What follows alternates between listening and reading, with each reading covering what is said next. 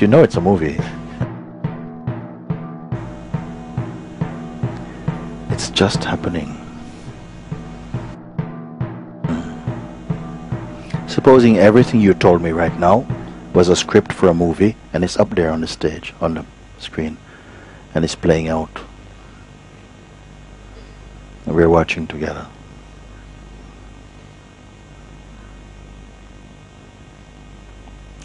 What would your experience be in watching that?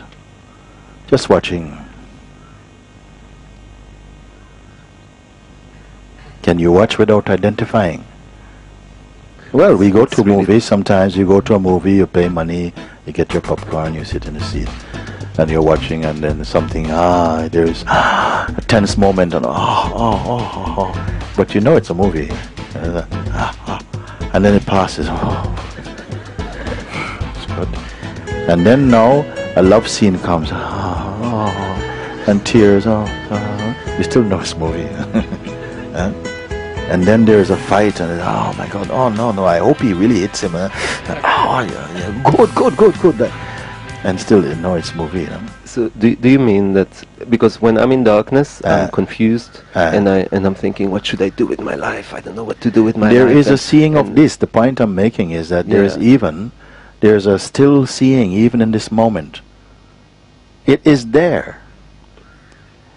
And the more somehow you are in the invitation of looking at that, instead of looking at the fearful image, and the reaction also, even the fearful image and even the reaction to the fearful image are both images on that screen.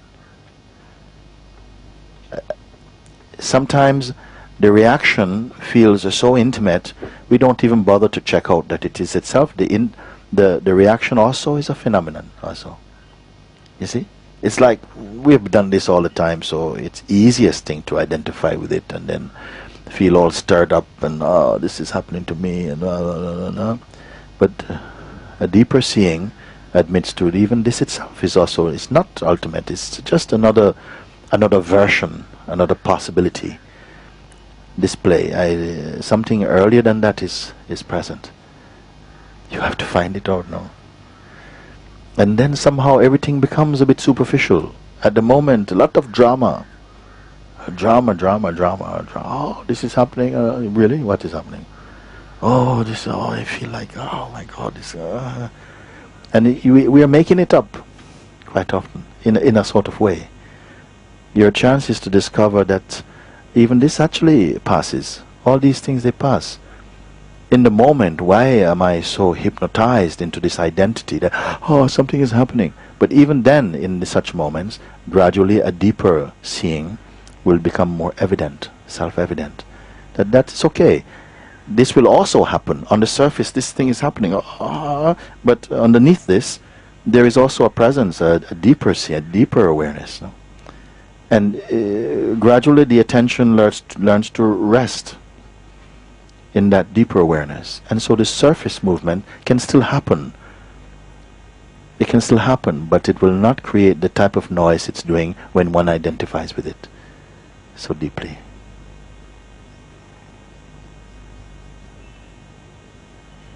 It's like that.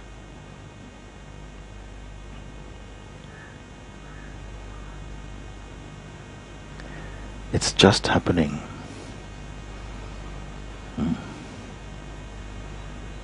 When I leave the happenings to happen by themselves, they become less my concern. And gradually everything leaks out. All that energy is gone. Now you tell me anything happened now, and it doesn't make a huge ripple. We are sitting here and suddenly a banana falls from the ceiling. Plump. And what is your response? Well, I don't know, banana fall from the ceiling. But to the old mind, it's like, my God, did you see that? A banana fell from the ceiling. And why not an apple? And where did it come from? And so the mind fattens up a story, and next thing you know, everybody misses satsang. Oh, what was a satsang? Satsang was about a banana that fell from the ceiling. That's it. This is the mind for us. In some way, I think consciousness is having a joke with itself. If you give permission for your life to be as ridiculous as it can be, something lightens up, you know. Why try to make your life so perfect? Sometimes it's a mess. Sometimes it's just completely ridiculous. I think God's got a tremendous sense of humor. Sometimes it's like this. So it's okay. You accept. You know, it's okay. Why not? It can be like this. Another moment it's very sober and you know, calculating and calm and very focused. Another moment is just complete absurdity. And it's, if you yourself, you the conscious, say it's okay. It's just somehow the play is like this. I don't know.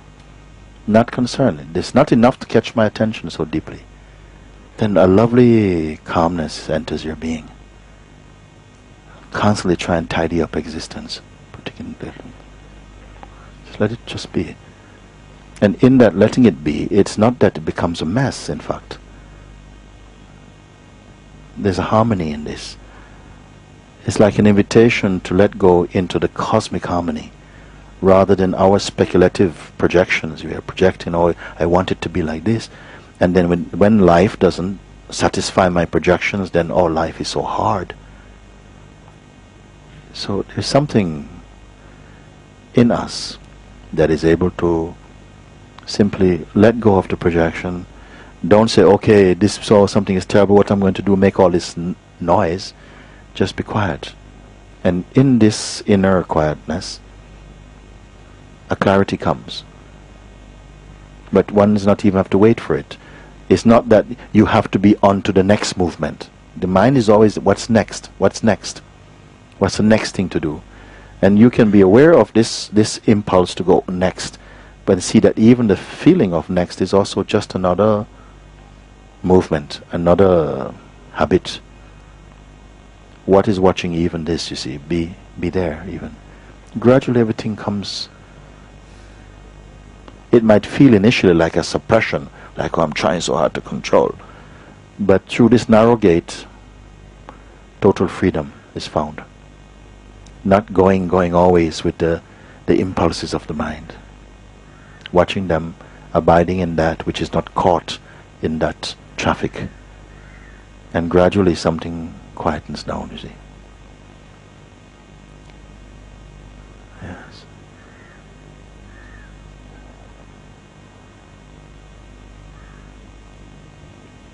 Very gratitude for small meetings. And I will try that. I mean, look at it. I mean, still when it's dark, then it's hard to say, okay, I'll let my life be a mess. In the meantime, while waiting for it to come around, you keep your attention on just that which is here now. Yeah. In whose presence this movement of life, mind, intention, conditioning, habit, all of this is playing out in front of it, but it's not participating in that movement. It is that silent and imageless witness of all that is appearing, all that's coming and going. So when the moment of apparent crisis arises, you will see that the same witness is there. Don't plan on being the witness in the moment of crisis. Be the witness even now. Is there something is there, you see? Then there will be no jerk. It's just continuous. It's not a doing weakness. It's a being weakness. There's a beingness in it. Just as the eyes open and perception take place, you don't plan what you're going to see today. I want to see this thing, and then I'm going to see the cup, and then I'm going to see the hot water. No, everything is happening spontaneously. All the life is spontaneous. What a freedom. What a freedom to stop strategizing your existence. Just be. It's plentiful enough. It's ample enough when it's just allowed to be what it is. No one can charter the route of the unfolding. Oh, it is amazingly beautiful. You have nothing to do. The mind says, no, but I want a job, you know, I mean, I can't be spending my life doing nothing. It's not like that. Activities will continue activities is not in conflict with truth. They will continue. But the idea of being the doer of them causes a lot of trouble. The doer of actions and the thinker of thoughts is causing all the trouble in the world. That identity. And it is false, it's not true. The vital force itself is the animating power of this universe. The human being is itself an effect in consciousness. It is not the operator or controller of consciousness. If one understands this, a great unburdening takes place.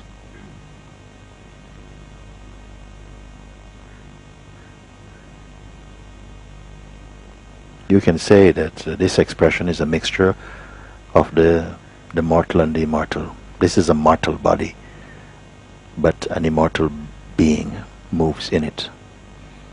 Discover what this being is.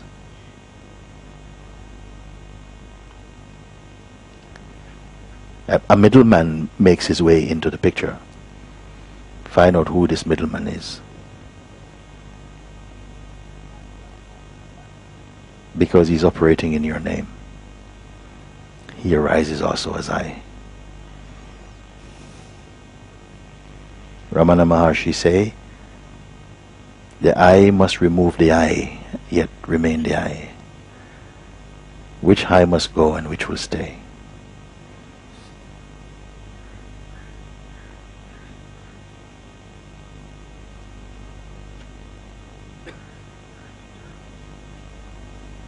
The conditioned I, the false I.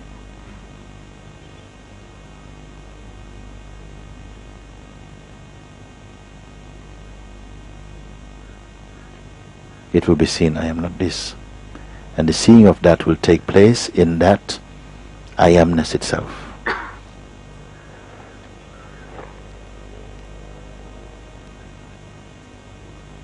Which one caused the true I, the manifest. It's pure, it doesn't belong to any race, any culture, any religion. It's pure. But it's not absolute. In deep sleep, he's not there. When consciousness is available in the waking state and dreaming state, he's there. The one who perceives. The one who has the taste of I am this, I am that also. Also the weakness is not there.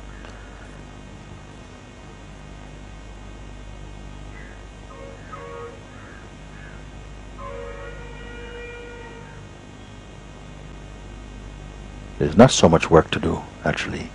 More understanding. More understanding.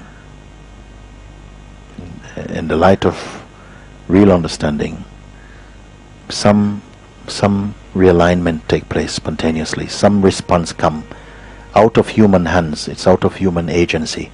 A responding happens inside.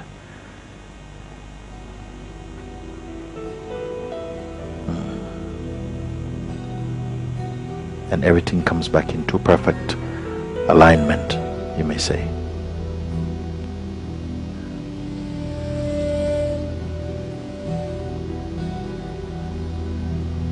So these words are said on behalf of some people here. They are hearing this in the proper way. I don't know.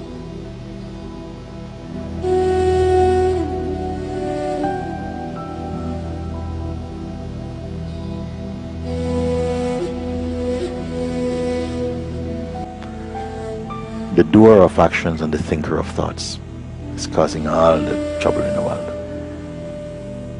That identity. And it is false, it's not true. The vital force itself is the animating power of this universe. The human being is itself an effect in consciousness. It is not the operator or controller of consciousness. If one understands this, a great unburdening takes place.